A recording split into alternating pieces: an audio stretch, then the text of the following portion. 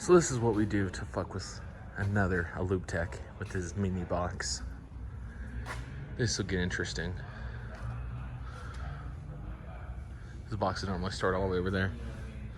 We decided put it off the ground to fuck with him since he's been off for 3 days. You actually put my box on a fucking jack?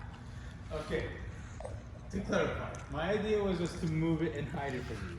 Who's the jackass that moved? Jordan? No, that idea was Oh, fucking high performance, huh? No, Brandon. It was Brandon.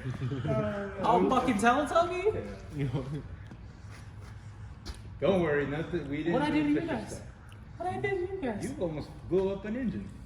How much did I almost for? You didn't tighten the drain plug. Me. Yeah. And it was puking oil. Everything under the car. It We're was not even kidding. literally finger tight. It was on the last thread.